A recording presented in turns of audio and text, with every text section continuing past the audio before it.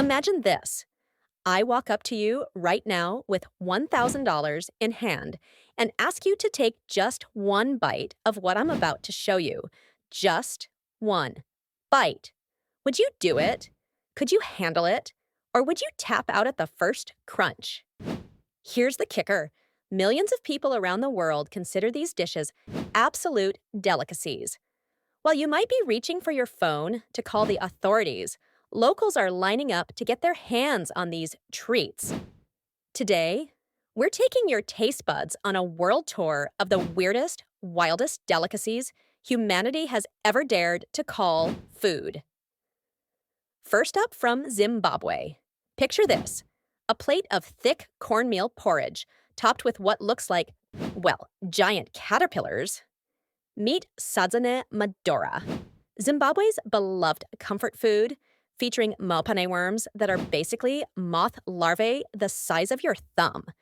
These protein-packed delicacies are dried, salted, and often cooked in peanut butter sauce. Locals say they taste like beef jerky, met a tree bark in the wild, earthy, nutty, and chewy. Here's the mind-blowing part. These worms contain more protein per gram than beef. Zimbabweans have been munching on these crunchy critters for centuries, and they're so popular they're exported across southern Africa.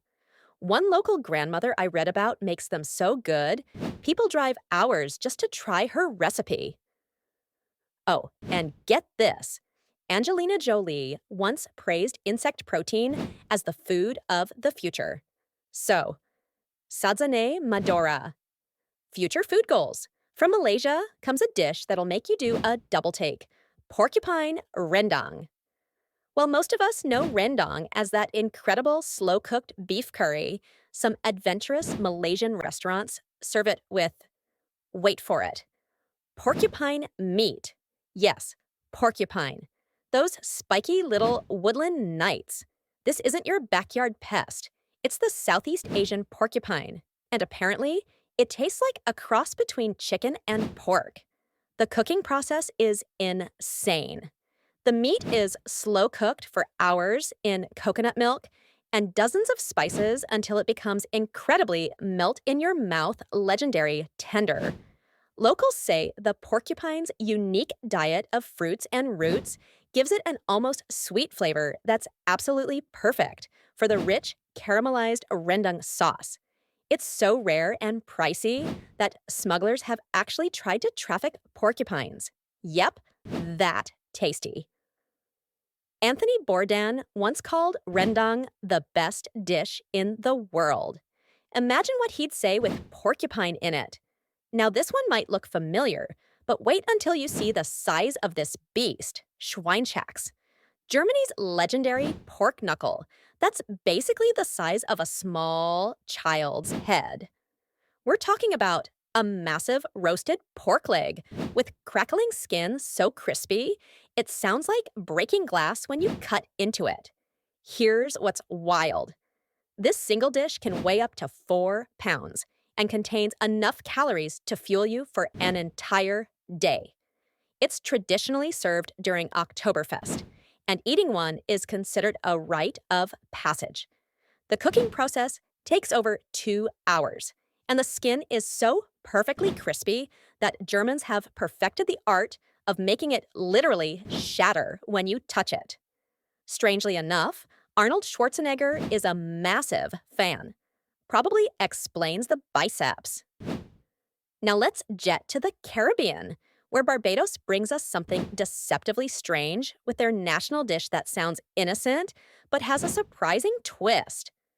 Breadfruit cuckoo is Barbados's answer to comfort food.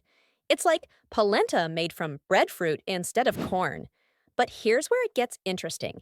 It's traditionally served with flying fish, and the consistency is so unique that mastering it is considered an art form. The technique is everything. Local Bajan grandmothers can whip this up with such skill that it becomes silky smooth without a single lump. The breadfruit gives it a slightly sweet, starchy flavor that's completely different from anything you've tried. Rihanna, Barbados's queen herself, has repped breadfruit in her dishes, shine bright like a cuckoo.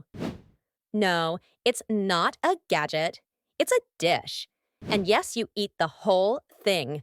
Brace yourself for South Africa's most cleverly named street food, walkie-talkies. Can you guess why they're called that? It's chicken feet and chicken heads served together. The walkies are the feet, and the talkies are the heads, complete with beaks, combs, and everything. Here's the preparation that'll blow your mind. The heads are split open, cleaned, and then grilled or deep fried until crispy. Street vendors in South African townships have turned this into an art form, seasoning them with local spices and serving them as the ultimate finger food. It's crunchy, gelatinous, and slurp-worthy. If you've ever eaten chicken wings, this is just a little more committed. Even Trevor Noah joked about it. You know you're home when there's a pot of chicken heads on the stove. Warning, this one's a level 10 on the what did I just eat scale. From Japan comes something that looks like it belongs in a sci-fi movie. Hoya, also known as the sea pineapple. This isn't a fruit. It's actually a sea creature that looks like a spiky orange rock. When you cut it open, it reveals bright yellow flesh that supposedly tastes like a combination of ocean water, metallic coins, and pineapple. Hoya has a flavor fans call iodine meets battery acid in a good way. The preparation is fascinating.